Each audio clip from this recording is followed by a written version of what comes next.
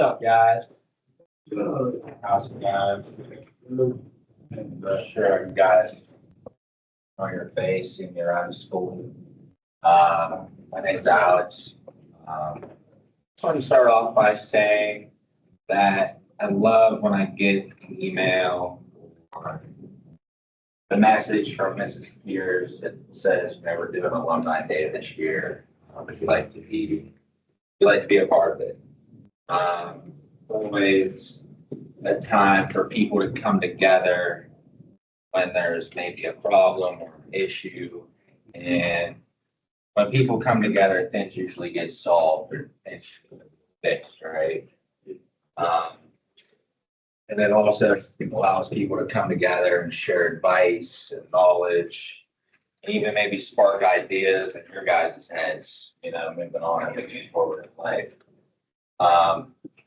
But the reason I'm here today is to also tell you a little bit about my story and drug and alcohol use and mental health awareness. It's kind of part of my story.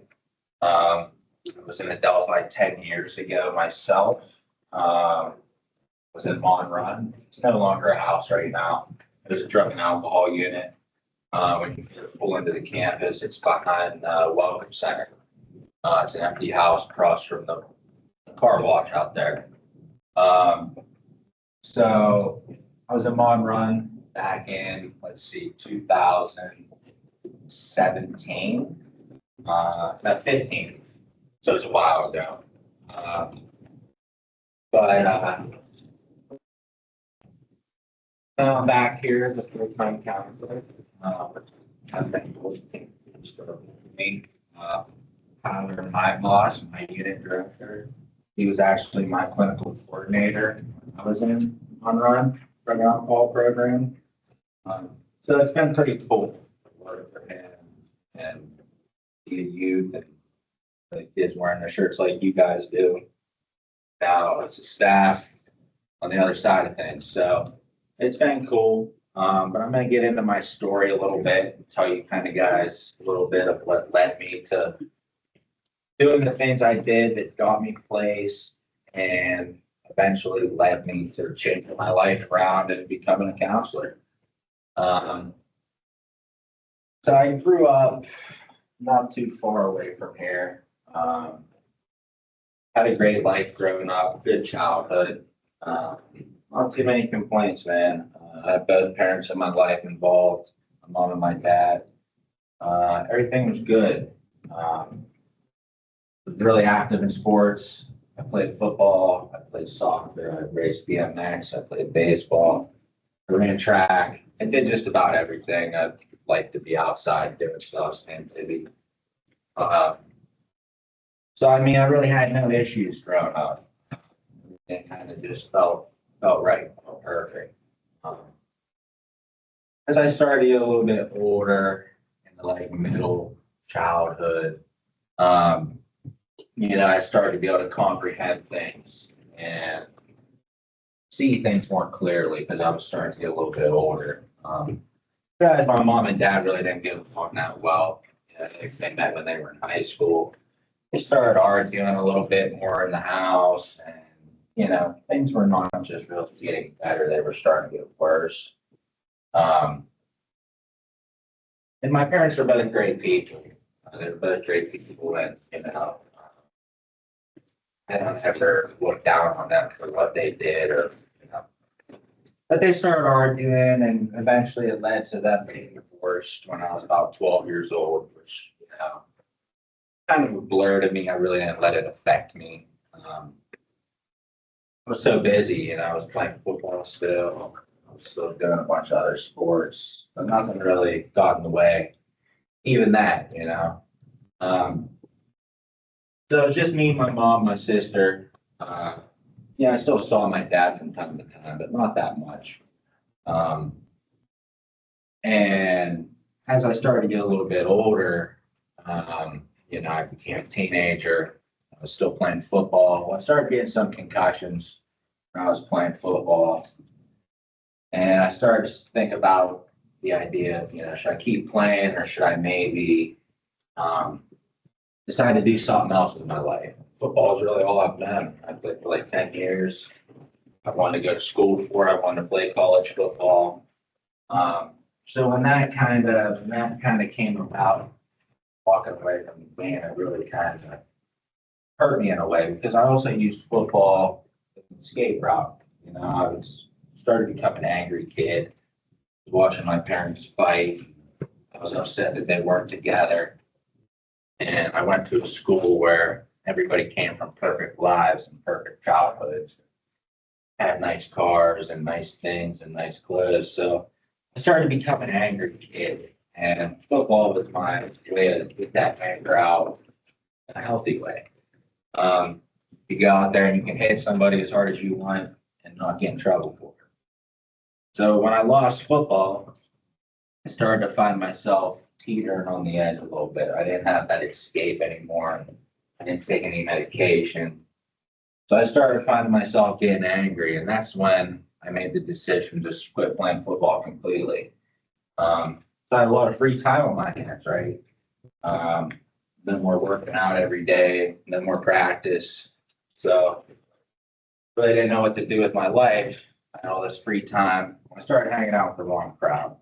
It's easy to do, and I lived right up the street from my mom's house. Walked up the street one day, started using some drugs, started drinking a little bit of alcohol, and that started to become my normal life now. I used to say, oh, I'm just going to do it on the weekends, go hang out with some friends, go to party on the weekends. Well, then that weekend thing started becoming an everyday thing. And next thing you know, I was drinking and partying every day, completely quit working out. I started getting on this bad path. And it was just my mom. She really couldn't control me. I was going to do whatever I really wanted to do regardless, And so I had some money saved up in the bank. And next thing you know, I spent all the money I had saved up. Buying weed and buying alcohol and whatever I could get my hands on at the time. So it made me think, well, what am I going to do now, right? Well, I started selling drugs.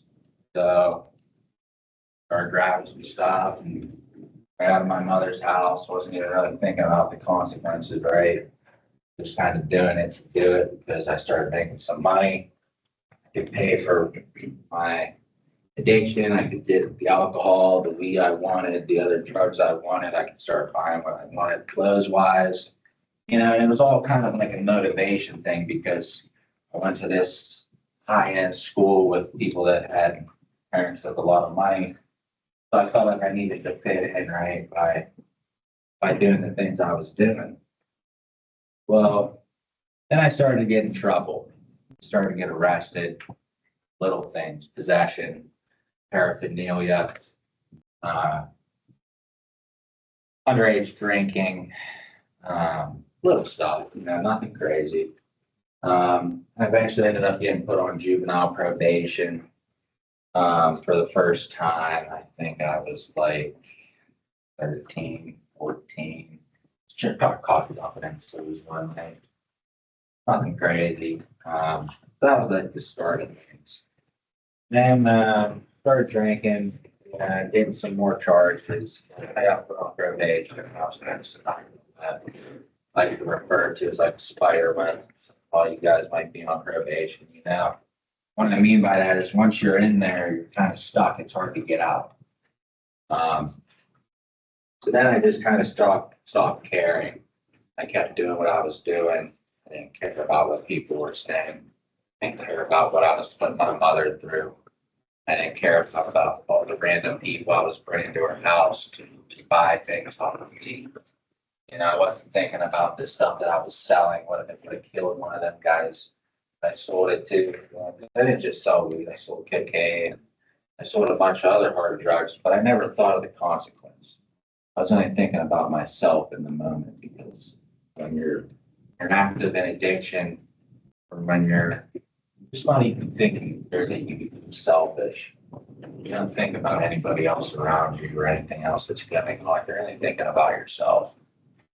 And next thing you know, I get my first car. I'm selling all these drugs. to buy my first car, and that did not last very long. When you think you're on top of the world and you have everything you want, money and clothes, feel like you're untouchable, that's when everything comes crashing down. That's what I thought. I thought nobody could touch me. I was doing what I wanted. I missed like 70, 80 days my junior year of high school. Had my car, a nice car, it was 2002 Mercedes-Benz AMG, paid for it in cash. I felt like I was the man. I worked in the teacher's lot. I'd show up at 11. I did what I wanted to do, and consequences didn't affect me. So then I started getting sent to detention. Sent to detention. I got into a physical altercation with my mom's boyfriend one night. Him and I got into it. Nothing too crazy. Police showed up. They handcuffed me, took me to detention. I was there for a couple of weeks. Got out, kind of faked it to make it, did what I had to do to get in and get out, to get back to what I was doing. I had money to make, people to see, I didn't want to be in there, So I did what I had to do. I got out and I got right back to what I was doing. Picked up my phone, hey, I'm back. What do you need? And went right back to business, so kept doing what I was doing, and eventually kept getting arrested. Got sent back to detention for a second time. That's when the judge was starting to get a little bit fed up with me. I totaled the car, driving not too far from here, about an hour away, doing like 100 miles an hour with 2 passengers in the vehicle, lost control and wrecked, totaled it. And I probably shouldn't even be standing here talking to you guys today. The car saved my life. It saved my passenger's life. Could have been in jail for vehicular manslaughter. A lot of things could have happened. I got sent back to detention. I lost my car. And this is when things were starting to crash down. Went back to detention, and they really didn't know what they wanted to do with me. The judge was getting frustrated, and she said, well, I'm going to be sending you to a treatment center. Just waiting to see who's going to accept you or take you this time. That's when I found out, after like 2 weeks being up there, I found out that I was going to be going to Adelphi. They came and picked me up. I was upset. I didn't want to be here. You guys know how the first day feels. It does not feel very good. Getting transported to a new area, a new place to live for the next undisclosed amount of months, with a bunch of guys that you don't know and you might not like. It sucks. I was upset, man. I was leaving my girlfriend behind, leaving my friends behind, money, clothes, just lost my car. I wasn't very happy. So, I got here the first week. I was pretty pissed off. I didn't want to talk to nobody. I didn't follow the rules. I didn't follow too much of anything. Just kind of stuck in my own way. And then, I remember my judge telling me, she was like, Alex, do what you got to do. I'll give you a 3-month review. Back then, it was a 3 to 6 month program for the drug and alcohol, which really wasn't that long. 3 to 6 months is not that long. I was like, say no more. 3 months for the review sounds good to me, right? So we had the review hearing. Came to Adelphi, did what I had to do. I got confronted. I had my fair share of confronts, but nothing crazy. Because it's the confronts that make you better at the end of the day. Cops getting confronted, nobody wants to get confronted. I see guys in my unit crash out all the time over one confront. But it's the confronts that make you guys better at the end of the day. We don't confront you guys just to confront you. We confront you guys so you can learn from the mistake that you made and do it differently the next time. So I ended up getting through the program. I wouldn't say I did it the right way. I was still kind of in this mindset of, I just don't want to be here. I want to get back to my life, So got through the program. I got successfully discharged. Plan was, well, I had to retake 11th grade, or I could transfer to the AEC side, and they would graduate me on time as a senior. I was still an electronic monitor. I had the house arrest band on for 2 months when I got out of placement. And I said, all right, well, I'll go to the AEC side. That sounds like a great idea. I want to get school done with and over with. So that's what I did. I transferred over. The bus came and picked me up every day. Still on probation. The deal was, do what you got to do, graduate high school, pass a couple of urine tests, cut the band off, and you're free to go. It wasn't just a regular house arrest band. I had like an alcohol blower at my dad's house. So like as soon as I would get home, it would sense that I was home. I'd have to go breathe into the machine just to tell that I wasn't drinking. So it sucked, man. I spent a lot of money, lost a lot of money. I still owe money 10 years later, believe it or not, because, I lost the car. There's $10,000. The DUI, about another 10,000. The house arrest ban, that was a couple thousand. Calibration on the thing. I had to get a breathalyzer in my car when I started driving again, which I lost my license for 3 months. I mean, not 3 months, 3 years. Couldn't drive for 3 years. I jumped through a bunch of hoops and called PennDOT. Go to DUI safety class at the courthouse, and everything just costed so much money. And it was the money and the embarrassment of having to sit there at a red light and you have somebody sit next to you, watching you blow into this machine, and there you are. So it was all that made me start to realize, man, I really don't want to do this again. I really don't want to have to go through all this stuff again. The long, cold nights of sitting in placement, cold nights of sitting in detention, taking a cold shower, with a bunch of dudes you don't want to be around. It sucked. So I started to change my thinking about things a little bit. I started to get older. I was like, how long are you going to do this for? How long are you going to have to look over your shoulder and worry about being a successful person in life? So eventually one day it just kind of clicked. I was out of placement for a couple of years. I reached out to Mrs. Pierce. I'm sure all you guys know about the Promise program. It's a great thing. Reached out to Mrs. Pierce. She was like, come on in, let's talk about it. I got my real estate certificate, paid for free. I didn't have to pay a penny, my books, everything. Can't find that in today's day and age, man. Everything's so expensive. As you guys get a little bit older, you'll start to realize how expensive and hard real life actually is. I used to think it was hard just to wake up every day and go to school. So I became an adult. Now I just wish I could maybe go back for a week. So, it's important for you guys to enjoy this time as kids now. Do the right thing and do the right thing for your future. But everybody makes mistakes, man.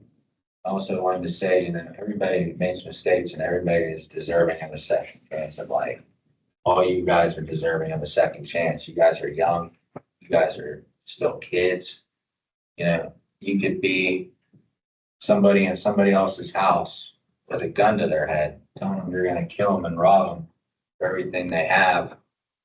But you can take time away from that and go better yourself and still turn out to be one of the greatest success stories, to ever do it. So you can't let things you've done in the past create your future, because it's very easy to do. It was something that happened to me. I thought my life was over. I thought I'd never be able to get a job again. Thought nobody would ever accept me again because I had all this stuff on my record. And I started to give up. But when I came to Adelphi, it kind of gave me a second wind, a second hope, a second thought that I could actually do something with my life. They're like, put you through school and, we'll do all this. And it made me start to think, well, if they're not gonna give up on me, they must see something here. They must see something that I still have a chance in life. So, that's pretty much my story, guys. I'm trying to keep it condensed so we have enough time. I also want to have time for you guys to ask questions as well. But now I work here as a full-time counselor. I'm also in the process of doing professional speaking on the side. I just did a speech for the Westmoreland County Drug and Alcohol Association. Dunwood. There's 17 different high schools there from all across the country, county. They paid me $500 to go out and speak for an hour and a half of my time. So I'm in the middle of creating a website. That's kind of my new journey. So everything happens for a reason. That's what I want to end on. I don't think that you're here and that things have happened in your life that your life's over and you can't make something of it. People want to hear stories every day. And that's what makes the world keep going around. It's listening to other people. So keep your heads up, man. It's only a short time in your life. And the front windshield and because everything in front of you is the way bigger picture. Everything behind you is fine. I am not sure. I'm That's just about all I got for just you running guys. the video. For any questions you want, love the questions. If you don't feel comfortable asking, you can come up and ask in Isaac. private. Yep. Give me 1 second. That's it, guys. I hope you enjoyed it. I hope it gave you a little bit of motivation to see that you can actually come out on the other side and even come back and feel good. Do you think your family forgive you? They do, man. So the relationship with my mom wasn't very good at first. We didn't really get along. I was just so caught up with using drugs and alcohol. But it wasn't until I finally started to grow up, move out, start to do my own thing, that our relationship got a lot stronger. We talk every day now, me and my mom, and, have a great relationship. So they will forgive you. And you're thinking the same thing for your situation. It just takes time. Sometimes a little bit of distance in the community. It does come around. So me and my dad, man, we had a great relationship. Unfortunately, I just lost my father. Even 2 months ago to heart disease. I had a heart attack. But me and my dad were very close.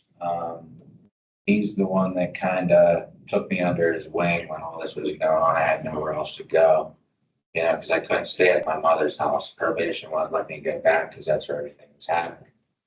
So I moved in with my dad, and that was when our relationship started to get better, because like I mentioned, him and I weren't really together that much when they got divorced. So it was cool, man. It brought me back to my dad, strengthened our relationship, and it was what we needed. It was like that father-son thing we needed. So it worked out. Something. So when your dad found out what you were doing, what did he do? What did he say to you and whatnot? Try to explain to you your situation and what had actually happened to you. So my dad was the kind of guy, man, he was just real upfront with me, and to be honest with you, he kind of lived it a little bit himself. He wasn't perfect, and he experienced going through some of the stuff that I went through at a young age as well. But he was always just straight up with me. He didn't beat around the bush or nothing. He just would tell me how it is, but he always supported me. And I think that's what helped too. He never judged my situation, because in a lot of situations you feel like people judge you because of something you did. And that was me in my case, I thought people didn't support me anymore. was losing support because I kept messing up and messing up and messing up. But that's what family is all about, man. Your family, I was lucky enough to have a family that never gave up on me. They would come see me in detention. They would come see me here, family visits, you know, I would go to home passes at my dad's house. And I did everything you guys did. But just that they never gave up on me, man. They always supported me. They just always knew I could do better for myself. And they told me that, you know, so I didn't want to let them down. So that's also what pushed me to do better. Good questions though, guys, so far. Appreciate it. Anybody else got anything good? What's up, man? What was the hardest part about being? Just being away from my family and being somewhere I've never been before, being around, you know, people. Yeah, I'm the kind of guy I'd like to kind of just keep to myself. I don't really like to be out and about in a big crowd and stuff. So, I mean, I didn't like being in a room with other kids. I didn't like having to go to the bathroom. You know, when it was okay to, you know. I didn't like having to go ask to get something out of the fridge, stuff like that. And like I said, had a girlfriend at the time, and it was really hard on me for that, leaving her behind. And I felt like I was wasting time out of my life. But then at the same time, it was a time for me to get myself back on track and a time for me to think. Because I was finally clear-minded. I was always so clouded with drug and alcohol use, hanging out with unhealthy people and stuff like that. So, you know, everything was hard, you know, just everything was hard. But I used those hardships to push me to do the best that I could to get out. So if Mr. Tyler was here, what would you say to him? Mr. Tyler and I have good conversations all the time, man. He's almost like, you know, almost like another father figure to me, man. I've known him for 10 plus years now. And now that we work together, he's my boss. Yeah, I think it's really cool for him because he was a part of my success. You know, and now for him to be able to see that in front of him and work for him, you know, it's really cool. And I mean, to be honest with you, he's the best boss I've ever had. You know, I worked for UPS before this, a couple other jobs before this. And Tyler, and I called him one day and I was like, hey, you know, I got a flat tire. I'm halfway into work. I don't know what to do. I got my jack on me.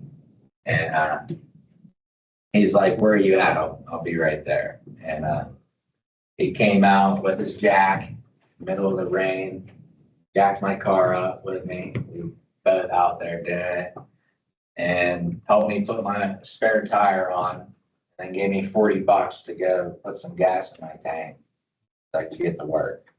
You know, not too many bosses will do that for you, but then again, him and I have a different relationship and a little bit more than just a boss, you know. So I love working for Tyler, man. It's cool. We have a relationship that he probably doesn't have with any other employee that he's ever had. You know, but it's cool, and him and I get along good, and just gets stronger and stronger every time we see each other. You know. Good question, though. Anyone else? Any other good questions? You guys can think about something. We might have a little bit of time. We're gonna switch any moment, actually. Any moment. Whenever, yeah. And if anybody wants to ask one more thing, that's really cool. But yeah, that was good. I appreciate you guys. Listen, man. You know, nobody really likes to sit through all this kind of stuff sometimes. I remember when I was in high school, but you know, they're talking about things until it actually happens to you. So listen to what these other guys and girls got to say. If you see anybody else today, and take it in, guys. It actually is helpful. It actually give you something to think about when you go home tonight. Actually, but anyway, it was nice talking to all you guys. I appreciate your time, and I hope you guys have a good week. Good luck. Appreciate you fellas. Good questions today. Thank you.